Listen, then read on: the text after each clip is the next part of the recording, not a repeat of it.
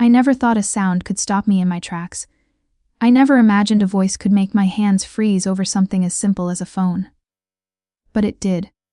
I was standing in my ex-husband's kitchen, the fluorescent light flickering softly above, and the sound came through a phone that wasn't supposed to exist. I hadn't touched it, not mine, not his. I didn't even know why it was there. But the moment I heard it, my heart thumped in a way I hadn't felt in years.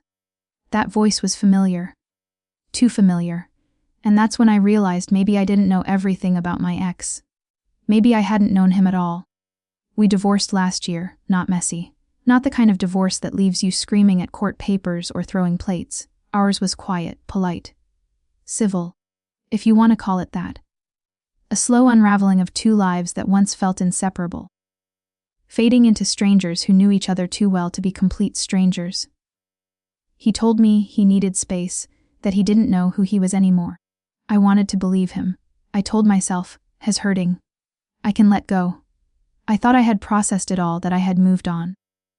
But when I learned he married someone else only 3 months later, I felt like I'd been punched with a knife I wasn't allowed to touch. I didn't hate him. I couldn't understand how quickly the ending of one chapter turned into the start of another. People move on, right? That's what everyone says. But something about it didn't sit right.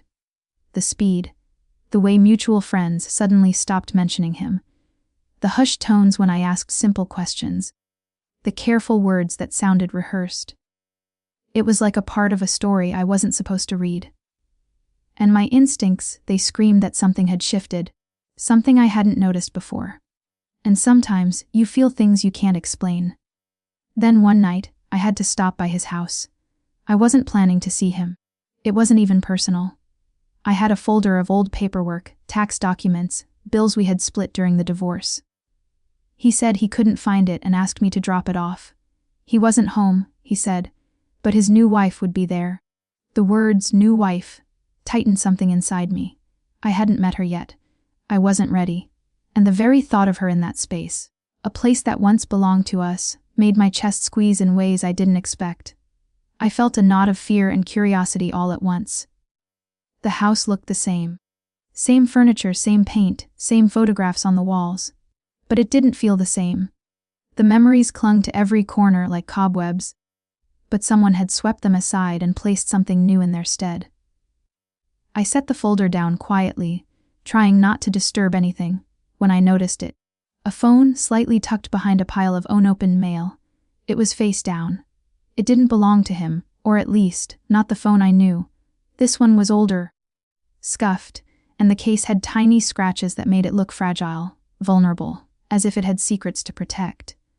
I don't know why I picked it up. Maybe it was curiosity. Maybe it was that deep, compulsive need humans have to look at things they're not supposed to see. The moment I touched it, the screen lit up.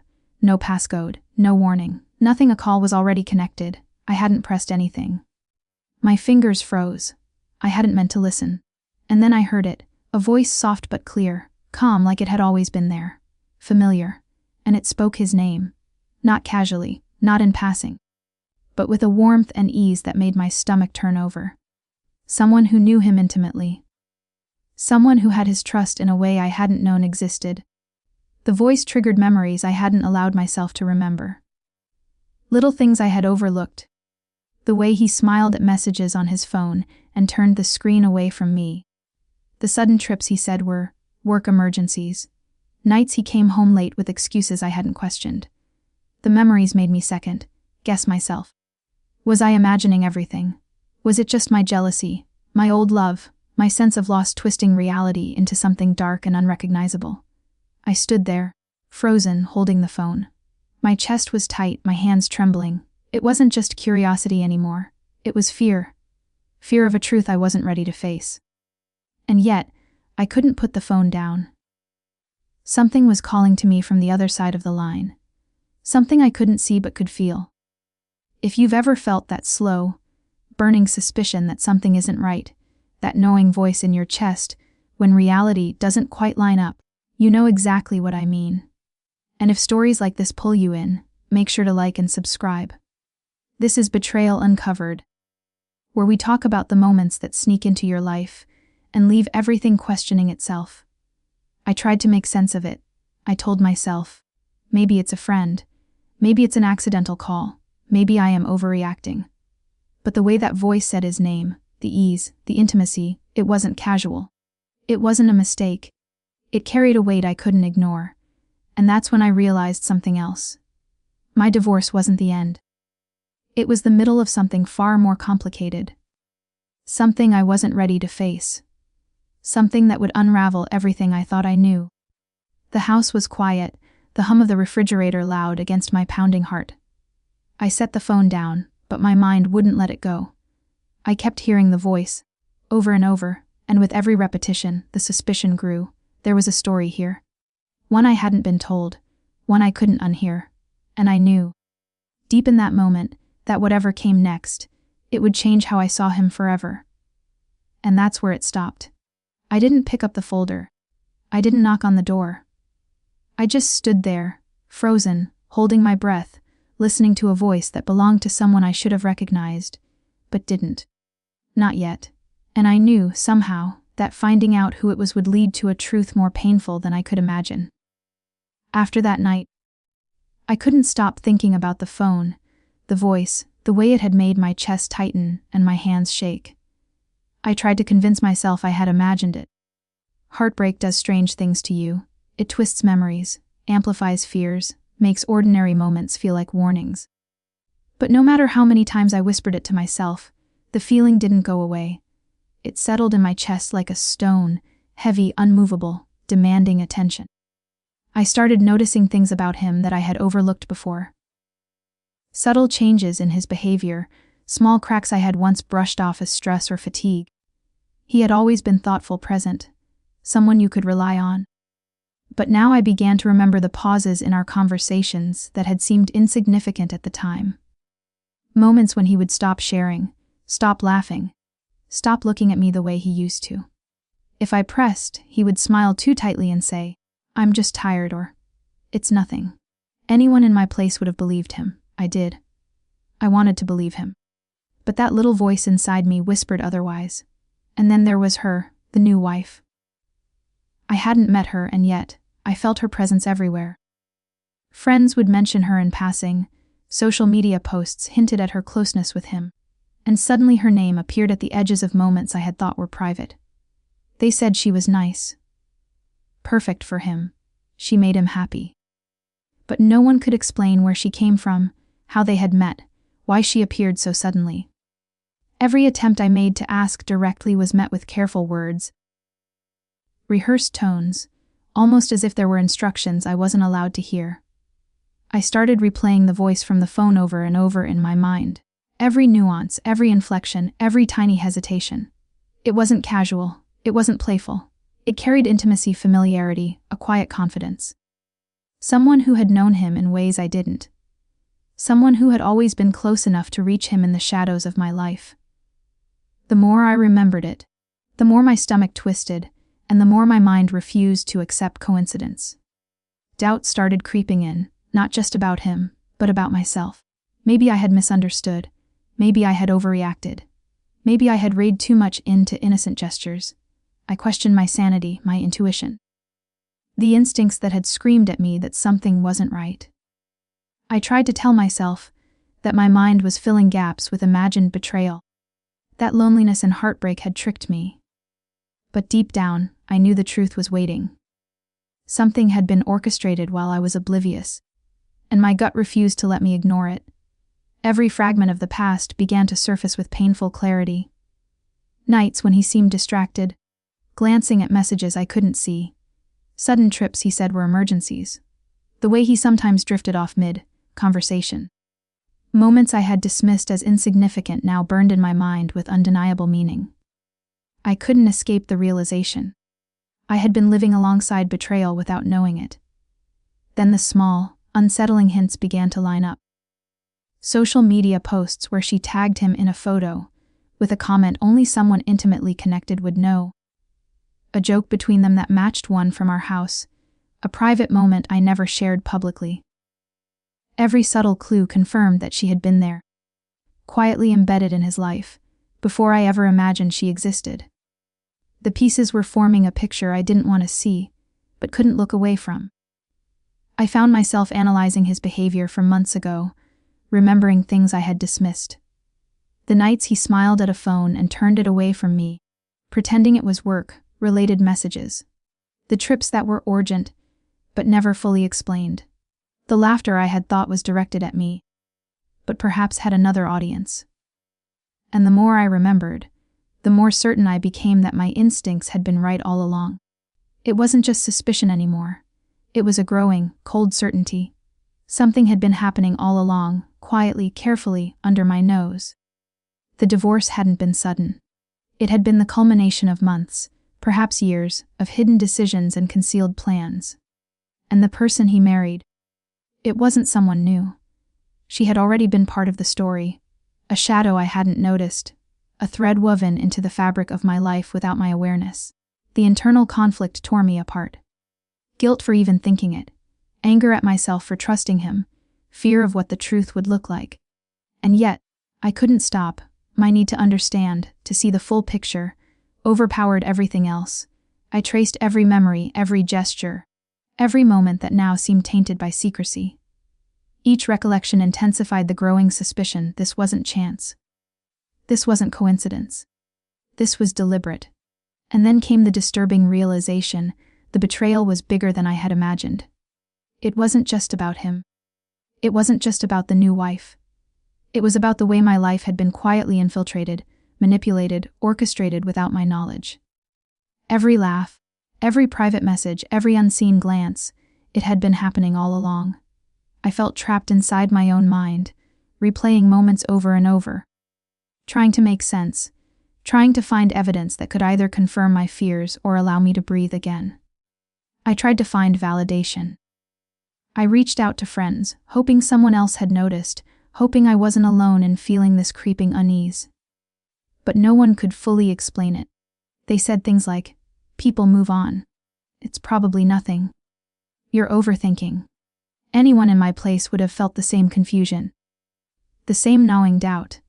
And yet, their reassurances couldn't silence the truth that had planted itself in my chest like a seed of fire. I began connecting the dots from the past. Every small detail, every unexplained absence, every late night phone check, every distant gaze. They were all part of a pattern, and the more I saw it, the less I could ignore it. The pattern was undeniable. Something had been happening under the surface. Something I wasn't supposed to see. Something that would make the eventual truth impossible to escape. The tension inside me grew unbearable. Nights were the worst. I would lie awake, heart pounding, replaying conversations, imagining scenarios, questioning my judgment. And in every thought, the voice from that phone lingered. It haunted me, reminding me that someone had been there all along. Someone who had infiltrated my life quietly, deliberately. And the more I thought about it, the more I realized the real confrontation hadn't happened yet. But when it did, it would change everything. By the time I admitted it fully to myself, fear and certainty had merged. The divorce hadn't been clean. The separation hadn't been just about drifting apart. It had been happening quietly, invisibly, under the surface. And the new wife, it wasn't just a chapter that followed. She had already been in the story, shaping it in ways I wasn't meant to notice. I knew deep in my gut that the moment I finally saw her, really saw her, the puzzle pieces would snap together in a way I wasn't prepared for. I felt a wave of dread mixed with a compulsive need to confront it, to know the truth, to see for myself. And that's when I realized the story I had been living wasn't over. It had been leading to something far bigger, far more painful, far more revealing than I could have imagined. The day I finally saw them started like any other, yet it felt like the air had shifted the moment I stepped outside. My chest was tight, my hands clammy, my mind racing with every fragment I had pieced together over weeks. I wasn't planning to see him, but somehow, I was walking into a place where everything I had ignored, every warning my gut had whispered, was waiting to collide with reality. My instincts screamed at me to turn back, but curiosity, that desperate need to know, anchored me in place. I remember holding a coffee cup in my hands I hadn't even intended to drink, feeling the weight of it like it could steady me. The cafe was familiar. The smell of roasted beans, the quiet hum of conversation, the soft clatter of dishes, it should have felt comforting.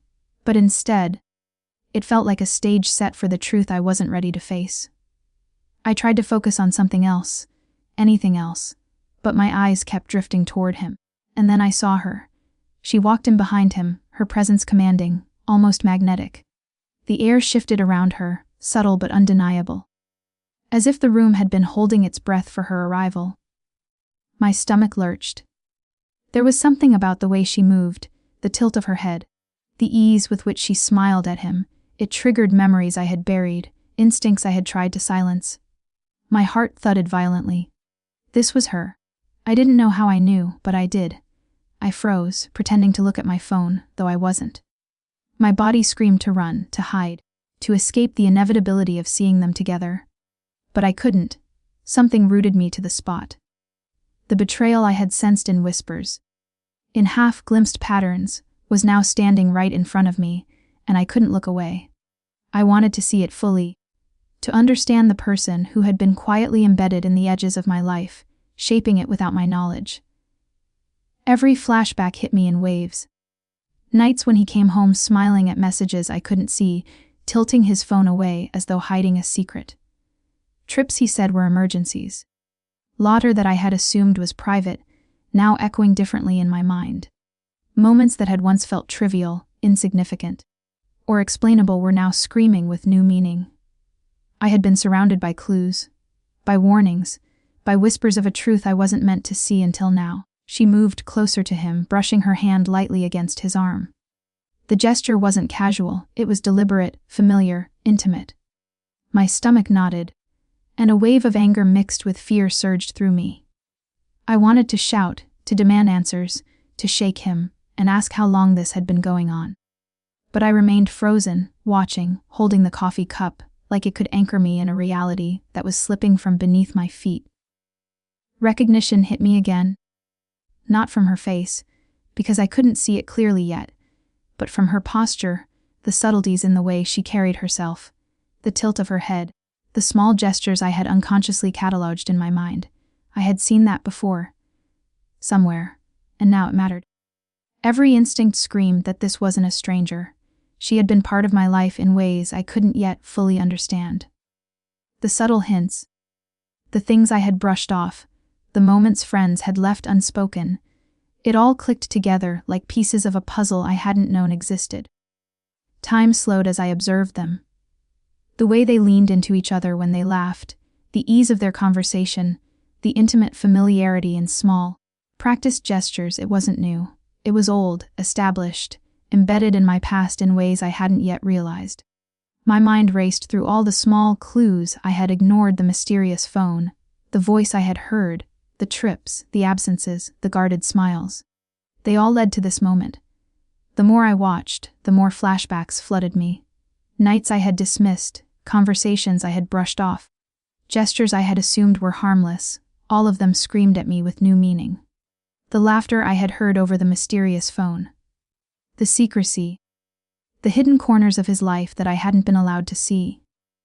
Each memory cut deeper, each realization heavier, until I was suspended in a whirl of fear, anger, and disbelief. I wanted to run, to leave, to hide from the truth that was so close I could taste it. But I couldn't. My body betrayed me. I needed to see her. I needed to understand the person who had been so quietly, deliberately present in my life, shaping it while I thought I had moved on. The need to know, to witness, to confront, was stronger than my fear. Every gesture she made, every subtle tilt of the head, every glance toward him, carried with it a history I hadn't known existed. My mind ran through the past, connecting moments I had ignored, memories I had dismissed, interactions I had thought meaningless. Each one became part of a tapestry I wasn't ready to unravel. And yet, I couldn't look away. I needed to see the truth, even if it shattered everything I thought I knew. My pulse hammered in my ears. My hands trembled. Every instinct screamed that the revelation was moments away. And yet, the suspense was unbearable. I was standing on the edge of understanding, on the threshold of a truth that would either confirm my worst fears or destroy my assumptions entirely. The tension twisted in my chest, a mix of fear, anticipation, and heartbreak that left me nearly breathless. And then, as she began to turn fully toward the counter, my heart stopped. Not enough for me to see her face clearly, not enough to confirm what my instincts screamed, but enough for recognition to brush the edges of my memory. That posture, that subtle movement, the quiet confidence in her gestures, it was too familiar, too deliberate. I felt it in my bones. I was on the brink. Flashbacks hit me again with violent clarity. The nights he had smiled at certain messages, the unexplained trips, the subtle absences. The laughter that hadn't been mine to hear. Every memory aligned with the unease I had carried for months, and the realization of how carefully everything had been hidden crashed over me in waves. This wasn't random. This wasn't accidental. Everything had been orchestrated. I wanted to scream. I wanted to leave. I wanted to demand answers I wasn't ready to hear, but I was frozen. I was trapped in that suspended moment, suspended between understanding and denial, between fear and the undeniable pull of curiosity. Every nerve in my body screamed that the final piece, the truth I had been chasing, was about to reveal itself. She began to turn more fully toward the room, slowly, deliberately, but still, not enough for me to see her face clearly. My breath caught. Every instinct screamed at me, every warning, every flashback. Every memory was converging in that single moment. The suspense was unbearable. Every gesture, every movement, every subtle hint had led to this edge. And I knew, with a hollow certainty, that the final revelation, the one I had been trying to prepare for, was seconds away. Time seemed to pause. The room, the people, the world around me blurred, leaving only the impossible clarity of the truth about to unfold. My heart pounded louder than ever, a drum of fear and anticipation. I could feel the weight of everything, the betrayal, the suspicion, the unanswered questions, pressing down, demanding resolution. And then, she was about to turn fully toward me. When she finally turned fully toward me, the room seemed to tilt. My chest tightened. My stomach dropped, and everything I thought I knew about my life twisted in an instant. It wasn't just recognition that hit me. It was the kind of realization that steals your breath and leaves your heart hammering, like it could shatter at any second. I saw her face, and suddenly the fragments of the past year, the months before that, the quiet moments I had long forgotten, all snapped together with painful clarity. It was someone I had known, someone I had trusted, someone I had laughed with, shared secrets with, confided in, without ever realizing the duality of her presence in my life. The familiarity of her voice, the laughter I had heard over that mysterious phone, the comfort in her gestures, all made sense now. She wasn't new. She had been there all along, quietly embedded in the edges of my world, while I thought my marriage had ended cleanly and quietly. Every small inconsistency, every secretive look, every gesture I had ignored, screamed the truth she had been waiting. I stared at her, trying to reconcile the image in front of me with the memories that had built up over months. The betrayal was no longer abstract. It was living, breathing, undeniable. My ex-husband's distance, the sudden trips, the guarded phone, it all had a reason. He hadn't drifted away because he lost interest in me. He had drifted because he had already found her. And she hadn't appeared randomly. She had carefully, quietly become part of the story, weaving herself into my life while I remained oblivious. Anger and shock hit me like a wave. My chest burned with the raw ache of betrayal, my hands trembled, and a shiver ran down my spine. I wanted to confront them, to demand answers, to unravel every hidden detail. But I also understood, in a strange, painful clarity, that the truth was already loud and inescapable. I didn't need confrontation. The revelation itself was enough. It was enough to claim the reality of what had been happening right under my nose. Memories cascaded in vivid flashes, the nights he had smiled at messages, tilting his phone away, the times he seemed distant or distracted, the laughter that wasn't mine to share. Every seemingly insignificant moment was now laden with meaning. And seeing her face, I understood the scale of the deception, the quiet orchestration of a life that had been manipulated without my knowledge. It wasn't just a marriage ending. It was a manipulation, A careful infiltration, a betrayal that had woven itself into the fabric of my existence. Yet, amid the pain, there was clarity. I understood that my instincts had been right all along. The unease, the gut feeling, the suspicion I had tried to dismiss, those were valid.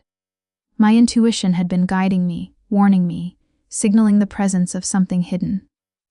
Even in the heartbreak, that knowledge gave me a sliver of power. I had survived the secrecy and the manipulation, and now I could confront reality with my eyes wide open. I didn't speak. I didn't move. I didn't need to. The truth was clear. Walking away became an act of reclaiming myself, not them, not the marriage, but my own life. I realized that my pain, confusion, and heartbreak didn't need their validation. They needed acknowledgement from me. I had survived the hidden betrayal, and I could survive the truth fully revealed. Later, sitting alone in my apartment, I reflected on everything I had experienced. The shock, the creeping suspicion, the moments of doubt, the pieces of memory that had suddenly aligned, they all led to this point. Betrayal doesn't just break trust. It reshapes your perception of the world, your relationships, and yourself. It leaves scars, but also lessons. It teaches you to trust your instincts, to pay attention, to see clearly even when the truth is painful. I know the memory of her face will linger. The voice I heard, the subtle signs I ignored, the way they carefully orchestrated everything, it won't fade overnight. But clarity has its own power. I can move forward, stronger, wiser, and more aware of my own intuition. I have seen betrayal fully, but I have also seen that it doesn't have to define me. I can reclaim my life, my peace, my understanding of who I am. If this story resonates with you, if you've ever felt the gnawing suspicion that something isn't right, you're not alone. Betrayal is never simple, and it's never clean, but it is survivable. Share your thoughts in the comments. Tell me what you would do in my place. And if you know someone who has experienced the sting of deception, someone who understands what it's like to question every word, every gesture, every memory, share this story with them. Sometimes, sharing the truth is the first step toward reclaiming your life, because in the end, betrayal changes you. But it doesn't have to define you. The lessons are painful, yes, but they also bring understanding. I may never forget the voice, the face, the shock of discovering how deeply someone could infiltrate a life so carefully. But I can use that knowledge to move forward, stronger, wiser, and more certain of my instincts than ever before. And that is something no betrayal can ever take away.